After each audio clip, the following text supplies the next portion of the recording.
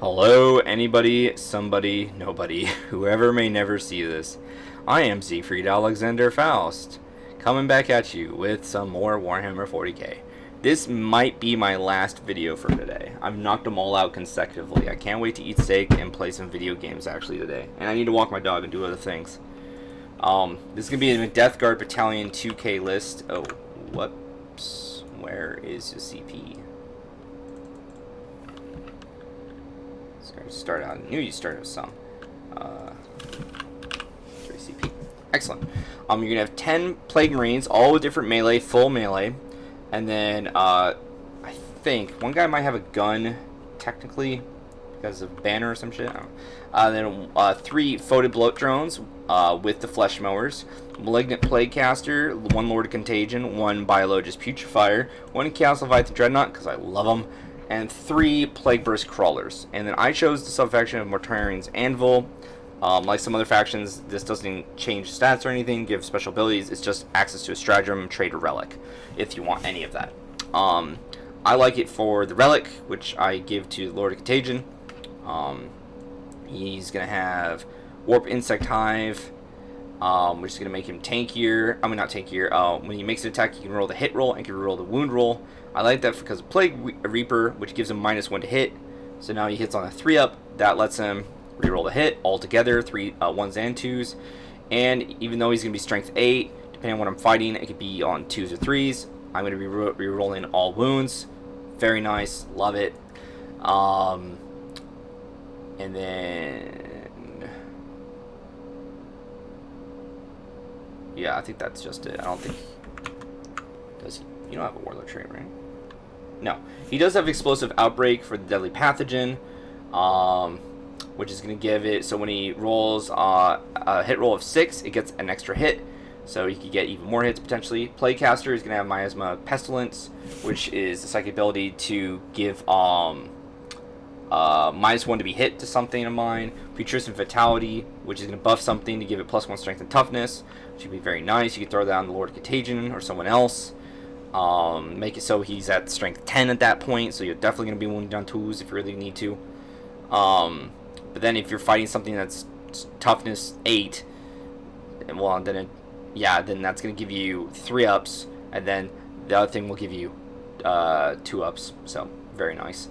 The Plague Marines, they're all different melee because they're getting an extra attack if they have dual melee weapons, which is very, very, very, very, very, very, very, very, very nice.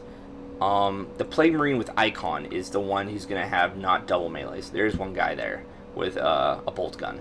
So you can't just do all of their shit. And they have different melee weapons too, so you gotta separate, which is annoying. The Icon of Despair, in morale phase, you roll d6 for each enemy unit within the engagement range of your unit. On a 4-up, they suffer mortal wounds. So it's 50-50 odds to deal, a single mortal, which is nice. Just a little bit of extra damage, and you just bring the guy anyway. The only other difference would be if you just brought another guy with basically 2 plague knives, which is kind of dumb. Because you have a plague knife with this dude, so you could just melee anyway. This just lets you do an extra attack. And what you can do with the Putrefier is... he's going to have Viscous Death. You can reroll the number of attacks made with a weapon. You're going to give that to your Blight Grenade. But Foul Infusion, until the next command phase, you just choose one of these squads. Each time a model in that unit, choose Plague Marines, makes attack with a Plague Weapon. An unmodified wound roll of 6 inflicts 1 mortal wound on target in addition to any normal damage. Each unit can only be selected with this ability once per turn. So that's very, very good.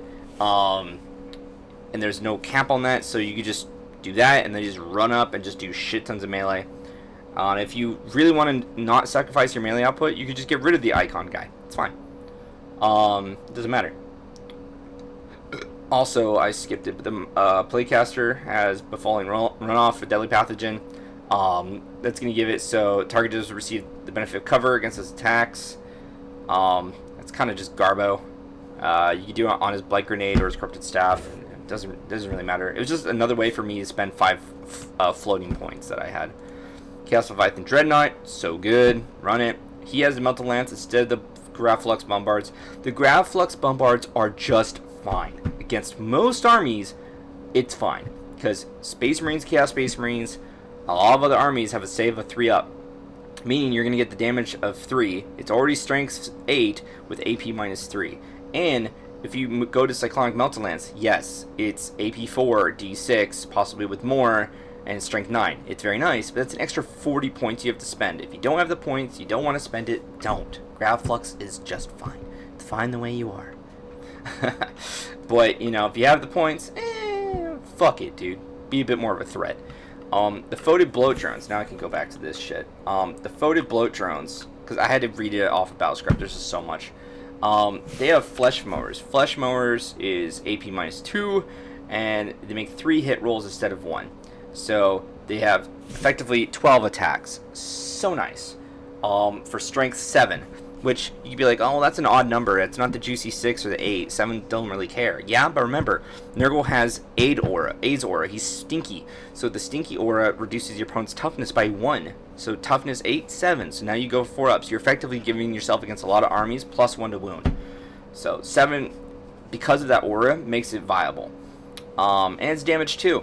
Very nice. For some reason, I could have sworn it was the Plague Probe, and I was like, oh, I don't care about Flesh Mower. Yeah, so this definitely changes things. I'll go back to something else in a second.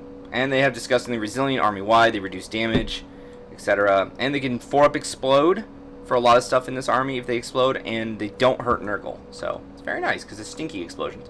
Plague Risk Crawlers with, of course, the Entropic Cannon, not this stupid other fucking thing. Big damages for their different things. The Mortar and the Entropic Cannon.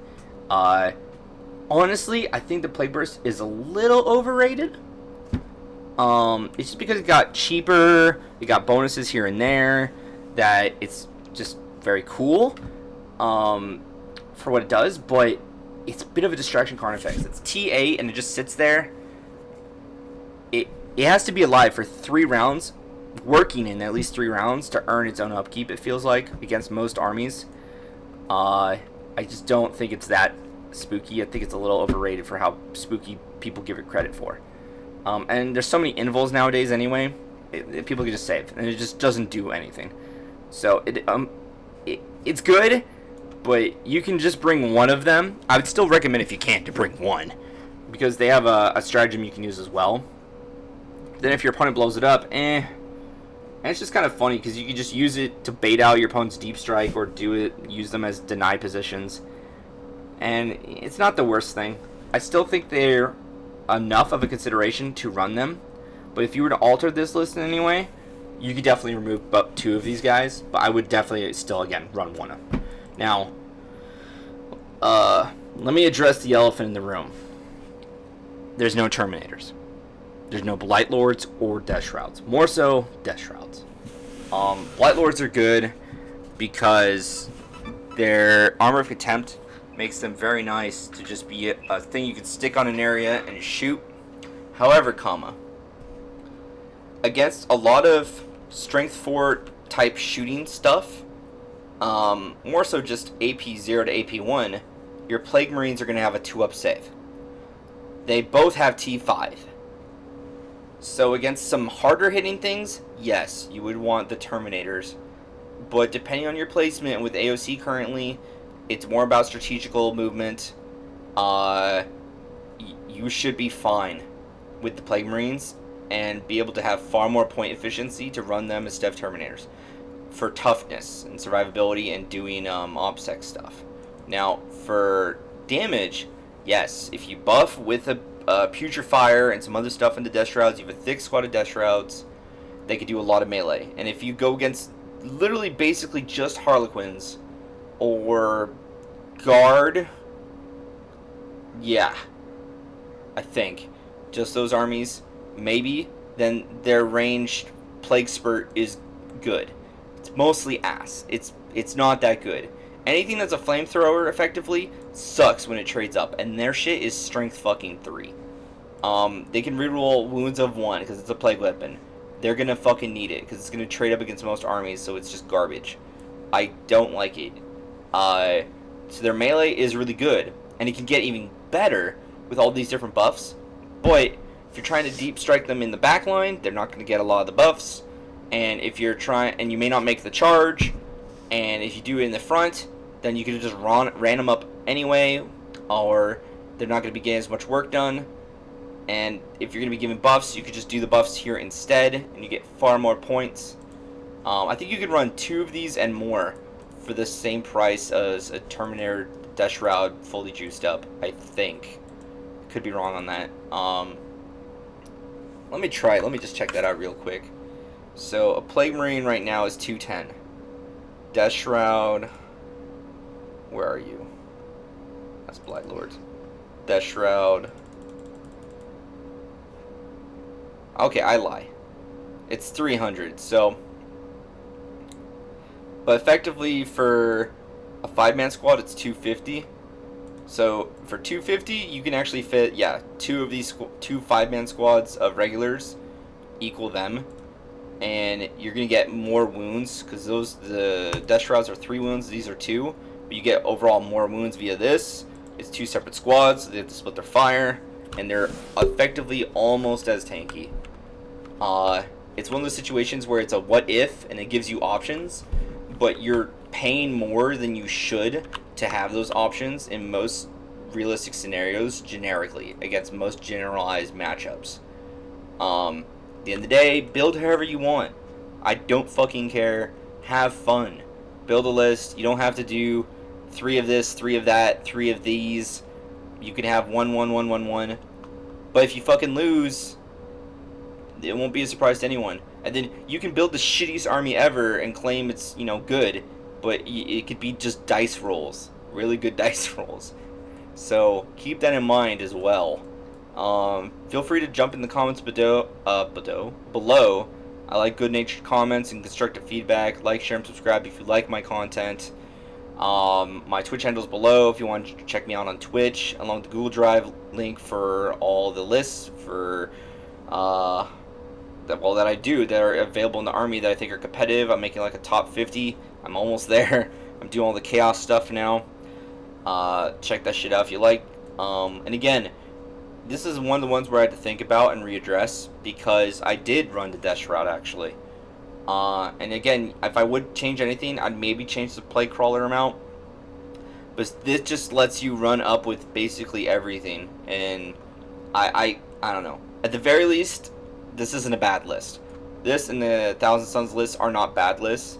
There could be better ones, especially if you know the matchup ahead of time and with evolving metas. At the time I'm making this video, I don't think this is bad, especially when you're toughness 8 with AOC tank. It's so good. And it reduces damage.